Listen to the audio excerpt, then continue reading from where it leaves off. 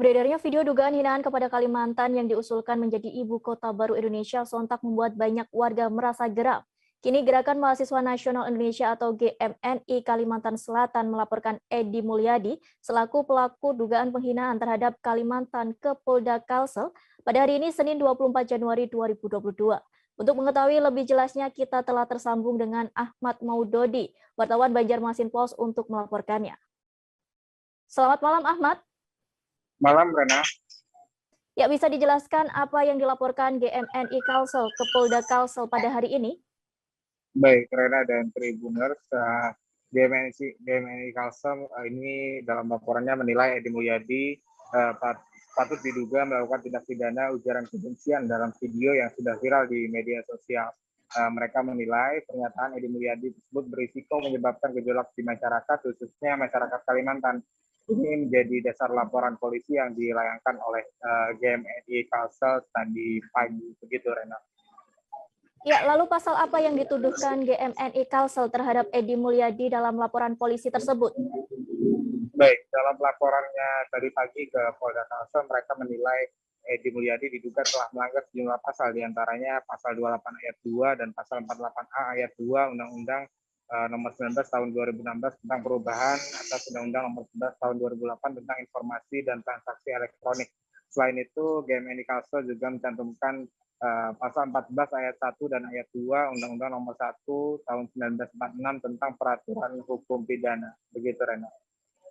Ahmad, terkait isu Edi Mulyadi disebut pernah menjadi caleg PKS, apakah benar? Baik, terkait hal ini kami tadi sempat mengonfirmasi Ketua DPC PKS Kota Banjarmasin, Hendra, di mana Hendra membenarkan bahwa Edi Mulyadi memang pernah menjadi caleg PKS di tahun 2019 lalu. Namun demikian, terkait pernyataan Edi Mulyadi yang viral di media sosial, ini Hendra menegaskan tidak ada hubungannya sama sekali dengan institusi PKS. Karena kata Hendra seperti yang sudah disampaikan oleh pengurus pusat PKS yang bersangkutan atau Edi Mulyadi ini bukan kader struktur maupun juru bicara PKS. Ia sebagai masyarakat Kalimantan, khususnya warga Banjarmasin, Provinsi Kalimantan Selatan, mengaku juga tidak nyaman dengan pernyataan Edi Mulyadi tersebut. Ia berharap masyarakat tidak mudah terprovokasi dan diadu domba atas polemik tersebut, serta agar tetap menomorsatukan persatuan dan kesatuan NKRI. Begitu, Rena.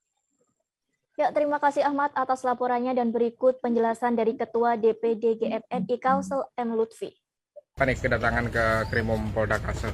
Ya, jadi kita Gerakan Mahasiswa Nasional Indonesia Kalimantan Selatan, kita mendatangi Polda Kalimantan Selatan untuk melaporkan saudara IM yang kita patut juga melakukan tindak pidana ujaran kebencian yang sedang pada saat ini viral di media sosial dan dipublish di akun YouTube channel yang bernama inisial BE, dan ini kita nilai berpotensi menyebabkan riuh di masyarakat seperti itu.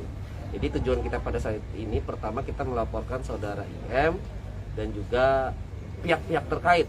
Jadi kenapa tidak saudara IM secara individu? Kenapa kita melakukan pihak-pihak terkait? Karena ini kita nilai bahwa kalau kita lihat dalam video YouTube ini itu terdapat dalam suatu forum yang ada diisi oleh beberapa pihak, beberapa orang, direkam lalu dipublish ke YouTube. Artinya ini tidak dilakukan, kami duga ya, tidak dilakukan secara individu tapi secara kolektif dan penuh sadar.